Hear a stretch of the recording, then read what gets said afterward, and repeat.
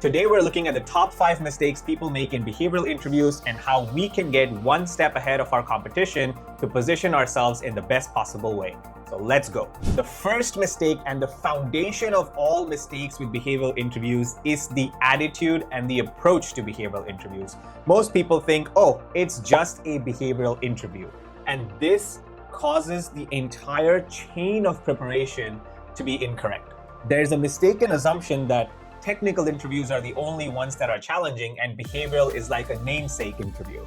And this is not the case. Sometimes people often think that, it's just behavioral. It's about me. They want to get to know about me. I know myself better than anyone else. So why would I need to prepare the same way for that? This could not be further from the truth. Because here is the truth. The behavioral interview is just as important as a technical interview. And here's a newsflash that is quite obvious, but you may not have thought about this before.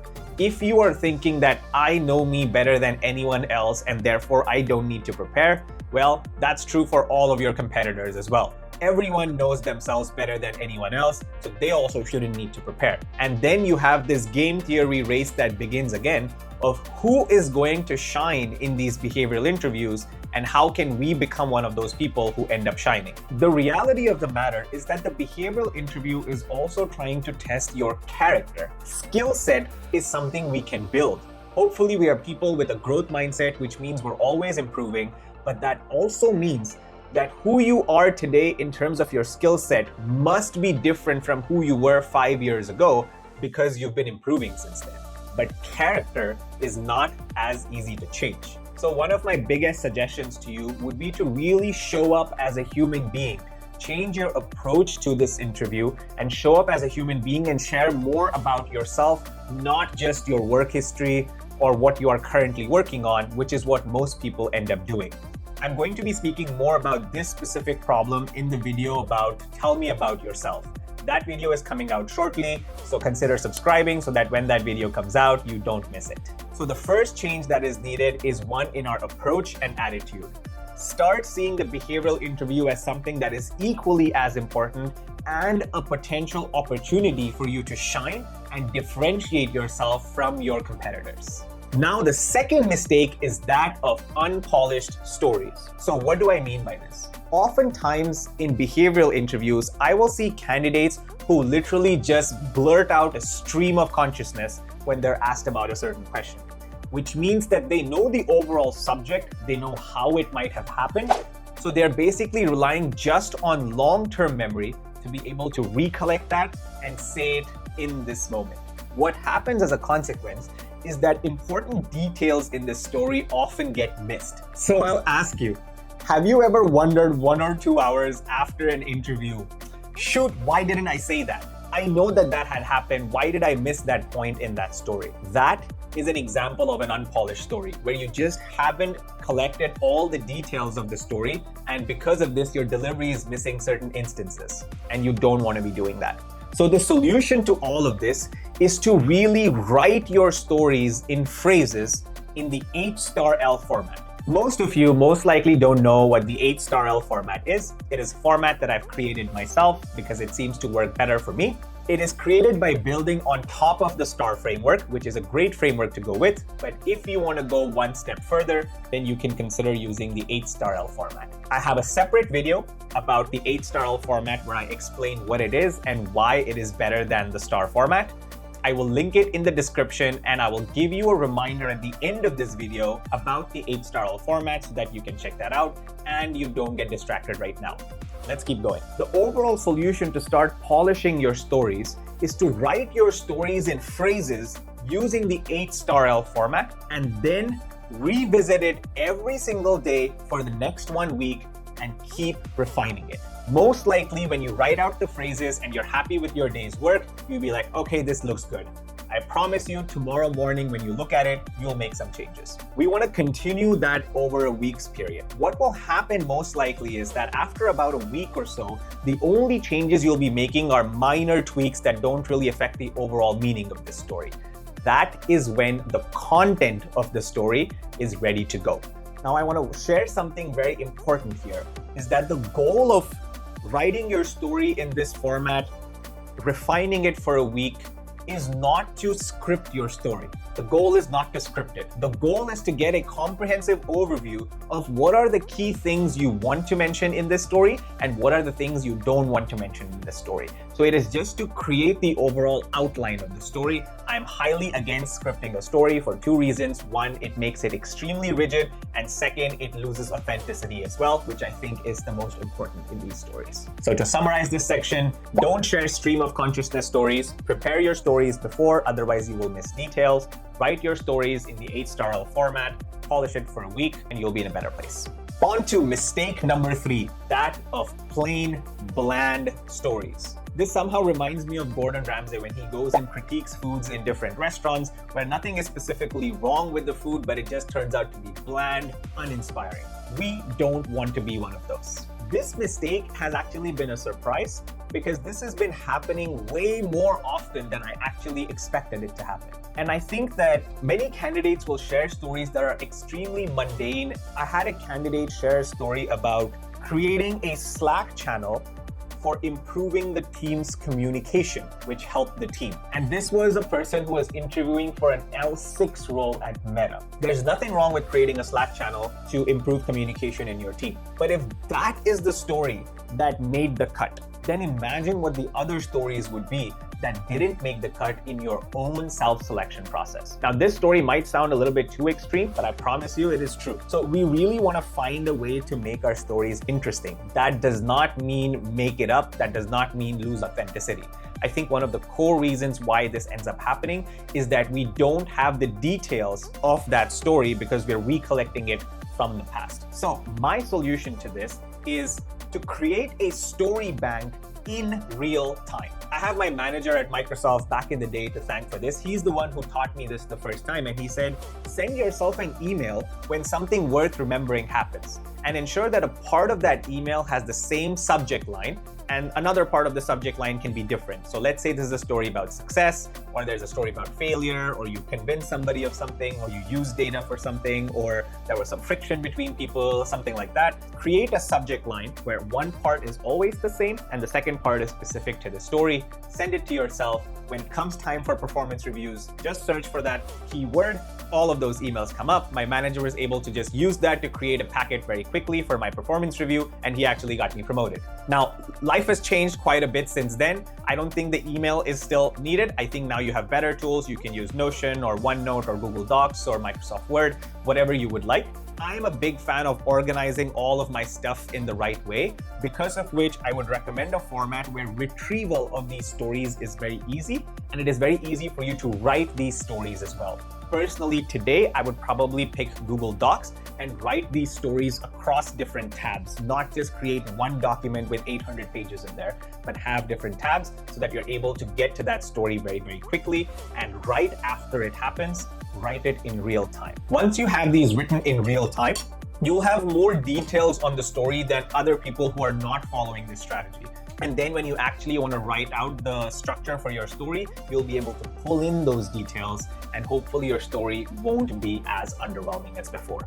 Now, a quick caveat on this is that while this can help solve for part of underwhelming stories, I encourage you to think just more deeply about how things are happening on a day-to-day basis at work. Because if you're someone who's in tech, which is what my expectation is if you're watching this video, then I'm pretty sure that life can't be as uninteresting. Like, there's stuff always happening. There's so many people's dynamics at work, so many projects, so many priorities. We're just not looking deeply enough at some of the subconscious decisions we're making, and we're just assuming that that's just how things have to be. So I would encourage you to think more deeply about some of those subconscious decisions you might have made, where you're actually not knowing that something significant has happened, but actually something significant has happened. Mistake number 4, and probably one of my favorite ones to spot, is one that most candidates don't even know that they're making, because this is extremely subtle. But the ones who know how to look, they can find it in an instant. This is the mistake of the passenger versus the driver.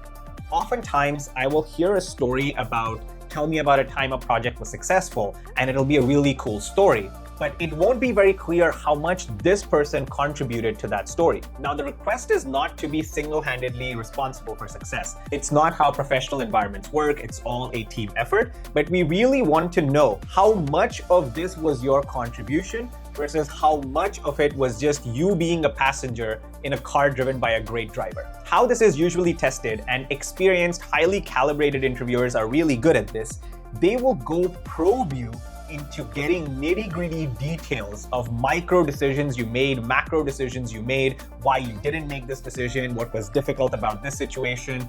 They'll want to get to know all of those details. If you are unable to come up with all of those details, then it either means that the story is maybe even not true, or you were just a superficial observer on the outside of that story and didn't really get into the meat of that story. So the solution to all of this is, again, document in real time. When something interesting happens, please write it down, give yourself a note with all the details, and then you can create your stories later. And more so, I hope that you are just someone who's contributing meaningfully to the projects that you're on, in which case the rest of the problems will take care of themselves. So ensure that the story that you're sharing does not make you look like a passenger. And if it is that you were a passenger, then that's probably not the story worth sharing. It doesn't mean change the story from where you were a passenger to you becoming a driver. We always want to be authentic in these interviews. These are people that we're going to be working with in the future, and we want to maintain a high degree of intellectual honesty. The fifth and final mistake is that of communication. Sorry for the Obama picture, but he's one of the greatest communicators that I've ever seen. One of the most common issues that exist with all of these behavioral answers is just the method of communication. It sometimes becomes very, very difficult to understand, where is this story going?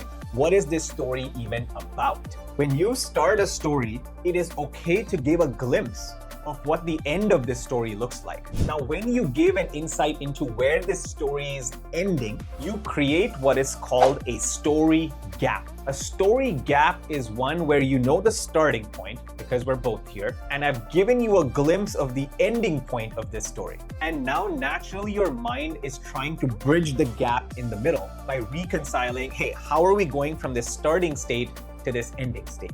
A lot of news channels do this a lot. A lot of TV shows do this a lot, but they'll give you a glimpse of what the end state looks like. One of the simplest examples and easiest to understand is the entire TV show called How I Met Your Mother. Even before the first episode starts, you know where this is headed. What is the end of it? But the journey is equally important. So that is what the H in 8*L really stands for. It's a hook or a headline. That's a little preview of what's coming up with 8*L. You can use this method of communication to create a story gap, to build curiosity in your listener and actually come across as someone who's super interesting. So the overall solution to solving this communication problem is first rehearsing your stories to ensure that you always cover the key points. Again, the goal in rehearsing is not to script, it is to make sure that you're able to cover all the points and you don't miss anything important. You can use the STAR method, and in full transparency, you'll be fine if you use just the STAR and if you decide, hey, I don't want to use the 8*L. I use 8*L because I think it helps me go one step further, and if you want to end up doing that, then you can find the link to 8*L in the description and watch what that video entails to learn more about how to use the H and the L. The last piece on communication is to use something called the pyramid principle. This is a completely separate topic, and I have a separate video for that as well, which I will also link in the description, where you can learn how to communicate in a structured, logical way. Yes, even in speech, there is a logical structure that we can follow that really makes it easier for the listener to be able to comprehend what we are saying. Links to all those videos will be in the description. Feel free to check them out. So the overall path to success, to really shining in these behavioral interviews, starts with creating a story bank in real time. You can send yourself an email, or you can write it into your favorite note-taking document in a way that allows you easy retrieval. Second, we really want to prepare these stories in the 8*L format, or STAR if you want to go with that, and you prepare them with phrases, not as a script, so you know what points to cover. Then you have to revisit this story every day for a week and try to make some changes. Every day you will feel like, okay, this story is better, I wouldn't change anything. Next morning you come and look at it, you'll be like, oh, okay, I could make some small change. And then finally, a week later, you're going to be making tiny little changes, and then the returns are highly diminishing. That's when you know that you've made most of the improvements that you wanted to make. And finally, please rehearse. You can rehearse into your voice memos app. Don't script your answers, but rehearse it, listen to it again, see what you can improve, give it a few iterations of written tweaking, and give it a few iterations of vocal tweaking. Then your story will be ready to go. This is if you really want to shine in your behavioral interviews and go one step further than your competition. Trust me, it will pay off. The last thing I want to leave you with is what I call the story readiness test. And this is a common test I introduce to people I work with because it really helps them understand what the bar of these stories is. And the question essentially is this: if I asked you a behavioral question, like tell me about yourself, or tell me about a time you failed, or tell me about a time you succeeded, would your answer on Monday morning pre-coffee be the same as your answer Friday night after partying or during partying? When those answers are same, and in both of those moods you are happy with that answer, that it's covering the content that you need and it's having the effect that you desire,